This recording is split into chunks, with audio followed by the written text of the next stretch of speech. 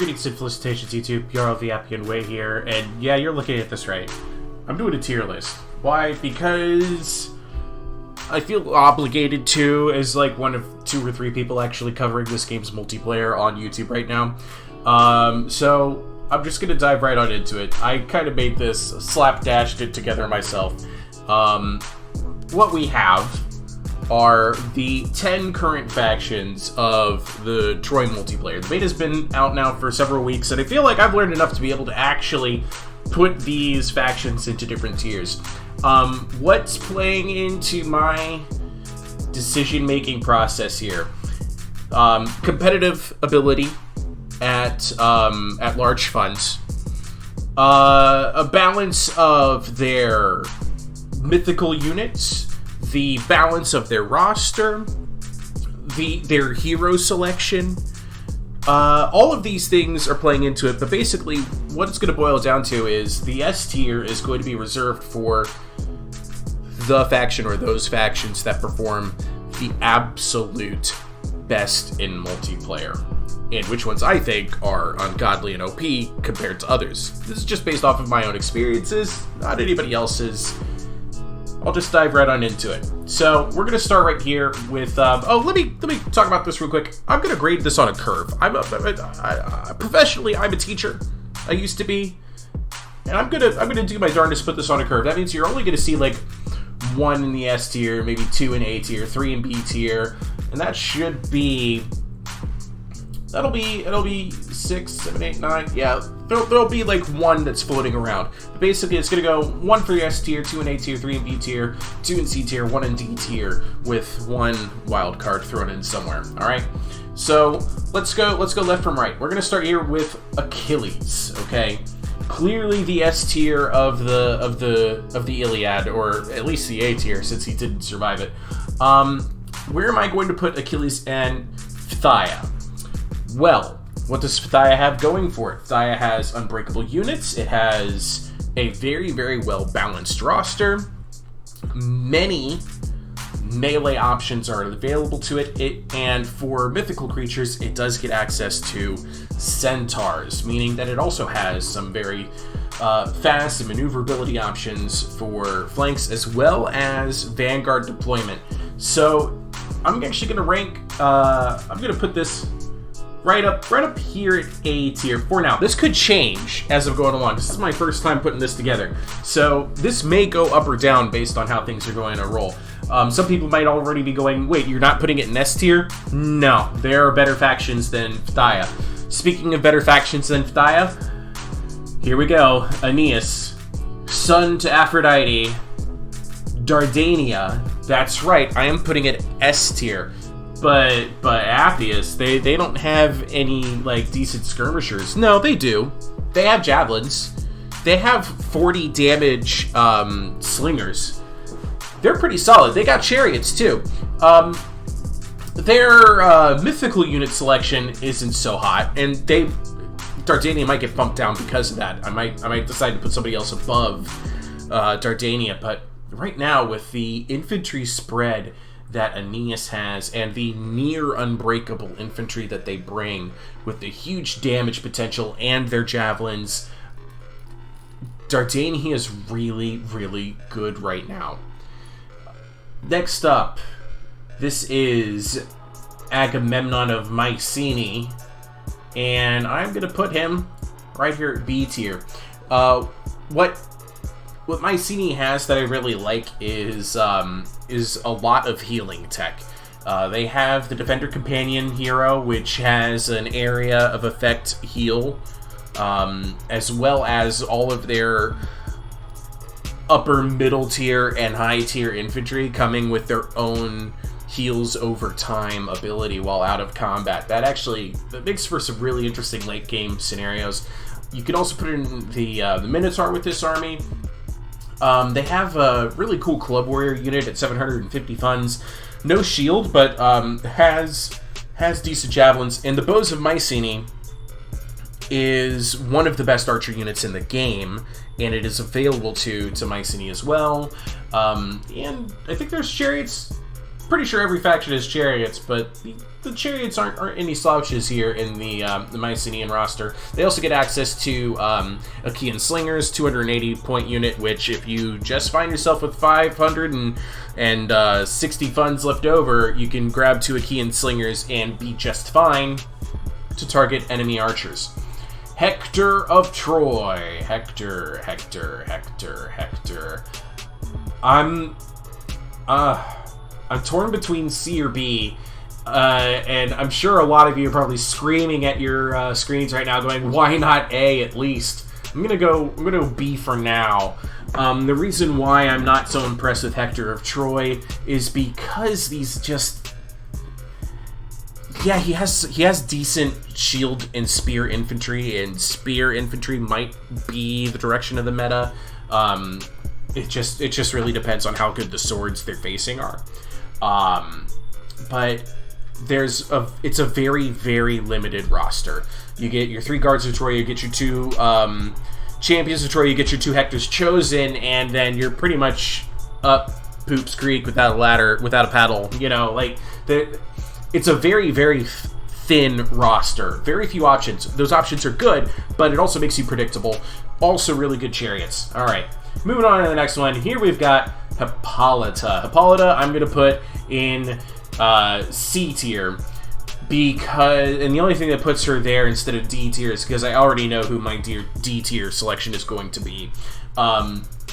So this is as low as I can put Hippolyta and maintain the curve. I don't know. I might put her as my wild card to also put in D tier. The Amazon factions are not great. Hippolyta's got plenty of, fast, mobile skirmishing power, but skirmishers don't put off enough damage, especially when their numbers are limited to a cavalry unit's numbers, like, between 45 and 60 max. I doubt there's any cavalry units with 60. And they're all too expensive. The cheapest cavalry unit she has is actually a centaur.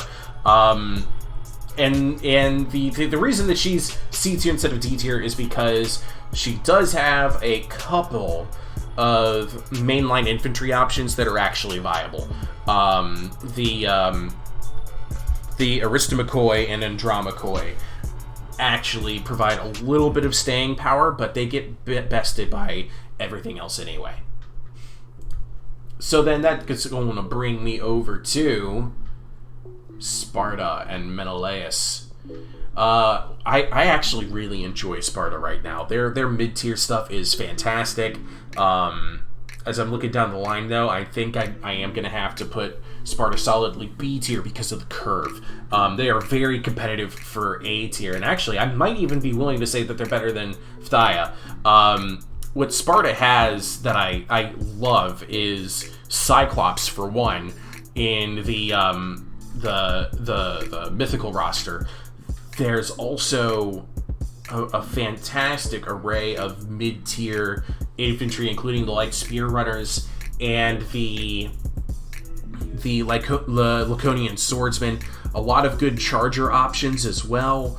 I don't know. I think I'm talking myself out of it. I think I'm actually going to move Achilles down to B tier and move Sparta up to A tier. That's how much this means to me. Yeah, I could have... Actually, no, I'll tell you what. I could have 2 in the A tier for right now, so I'm actually going to keep both of them right here. For now. This is going to shift, but I think this next one is really going to be the mover and shaker, and that's Ithaca, which I'm gonna plop in S tier just for the moment being, because I'm gonna have to make a tough choice between Dardania and Ithaca. Odysseus is a really cool character in the game. I'm gonna clarify that Odysseus is not my favorite of the Iliad by any stretch of the imagination. There's only one more jerk here that I think is jerkier more. Yeah, okay, I'm getting off topic. I don't care about the personalities of these guys. I'm only talking about how they play. Odysseus has some really great abilities, and I've been in so many games and like FFAs where people have thought my Odysseus is dead, only for him to show up like 50 seconds later, dropping arrows into somebody else's chariot until it pops. Odysseus has really cool utility as a hero in his own regards. He also gets access to the Cyclops. He gets access to the Sirens. Sirens right now, though, are kind of shaky for me. I haven't really been able to get them to work the way I want to. But what really makes Odysseus' faction good, what makes Ithaca so good, is their flexibility in deployment. They have Vanguard. They have all over the roster. They have Stalk all over the roster. You can deploy them almost anywhere and attack your foes from any direction.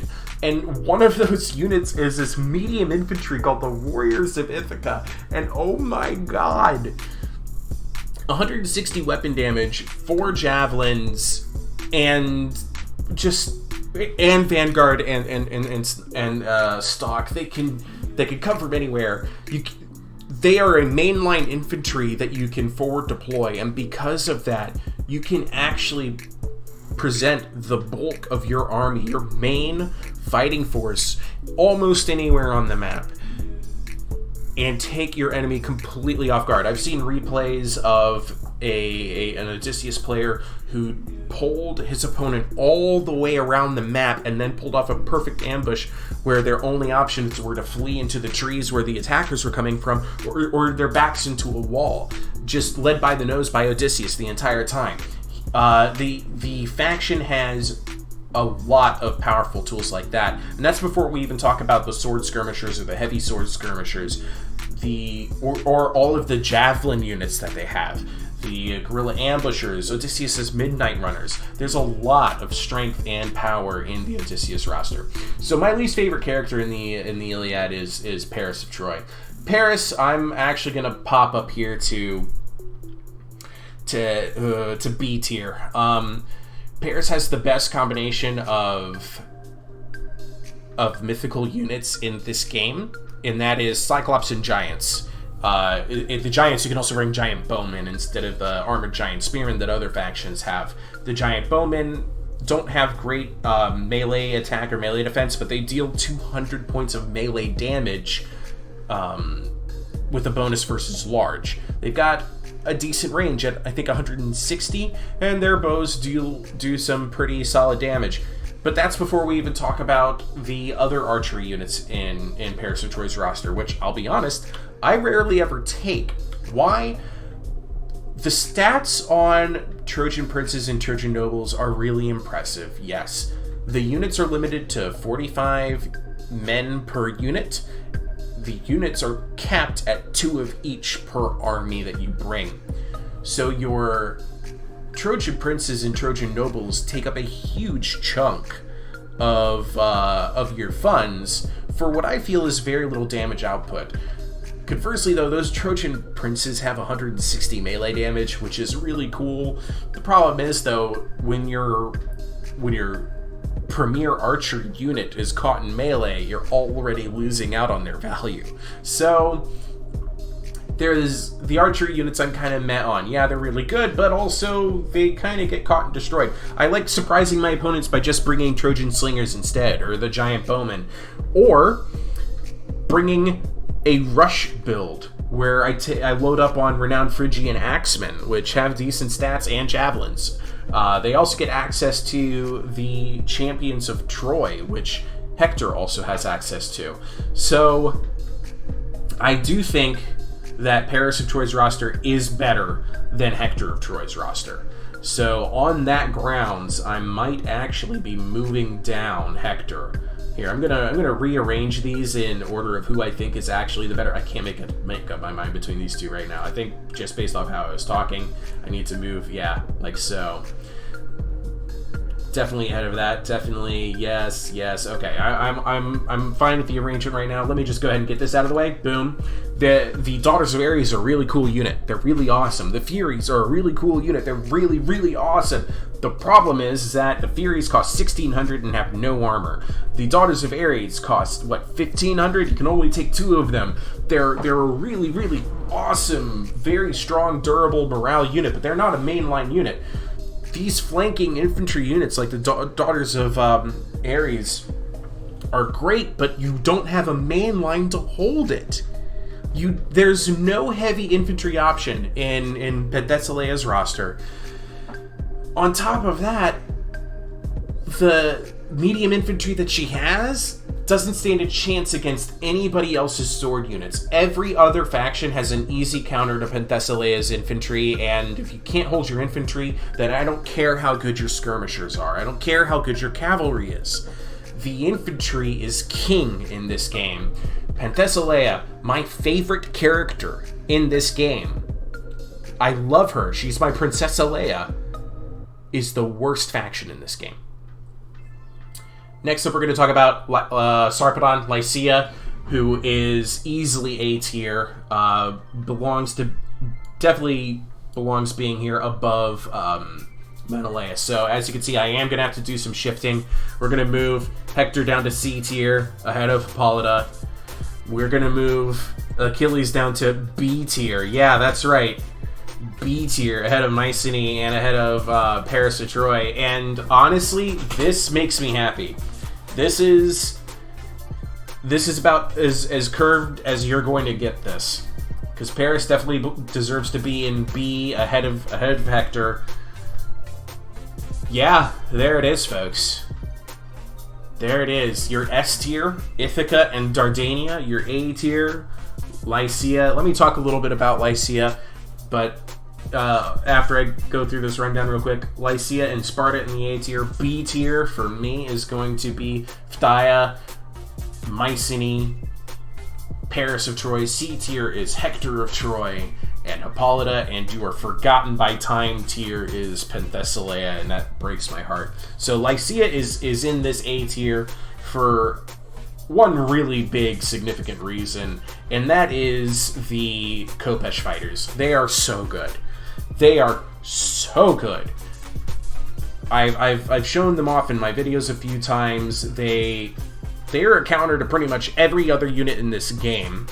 They can get out purchased. You can take a much more expensive unit and beat them in melee, but they swing above their pay grade regularly. They have the javelins. They have an okay missile block chance hit. I think it's either 45 or 55%. But Lycia also has the cheapest chariots in the game. 630 points for a light chariot archer unit that has 105 speed. I love that. You could do a lot of work with any of the chariots in this game, including the light chariots. And this faction's no different.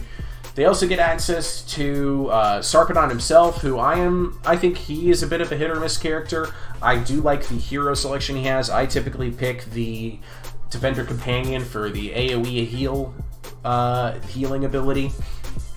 But yeah, that's Lycia. So that's it. That's where I'm putting it. I'm glad I don't have to make up my mind between Ithaca and Dardania. Both factions are really good. I'm sure a lot of you are going to disagree with me, in particular about Phthia and Achilles. A lot of you are probably thinking he needs to be way up here, but I'm telling you right now, I think all of these factions get Cyclops. I'm gonna double check that, and I'll be right back. I really want to know better for sure before I lie out the side of my mouth. I'm just gonna pull it up here, and I'll bring you with me. Okay, you're gonna come along. You'll join me on this adventure. Okay, so I stand corrected. Over on the left, I have the S tier. On the right, I have the A tier. The Dardanian mythical units are centaurs, which adds a lot of much-needed mobility to the Dardanian roster. Never mind that he already has some decently quick Dardanian mob and rabbles. Oh, they're only a 48, but they're still on the top end of speed. But in particular, Savage Centaur Warriors, Centaur Champions, Centaur Elders, they also get access to Harpies, which deal discouraging effect with their javelins. I really love the Dardanian roster. This is one of the reasons they're in A tier. They can get Archer, Tricksters, Skirmishers. They can get Fighter Ravagers. They can get Warlords. They don't get the Defenders, which I think is a big deal because the Defender Companion is easily one of my favorite heroes in this game. Ithaca, as I mentioned, Cyclops and Sirens. Cyclops is such a good unit. There's the Warriors of Ithaca. Just let that soak in, especially that 31 missile damage javelin. It's so good, and many options for javelins down here, and a lot of stock and Vanguard deployment. Lycia, as I mentioned, big winners for me are, renowned Kopesh swords. And that's before you even get into like the more expensive companions of Sarpadan or Lycian champions. We have the cheapest chariot in the game.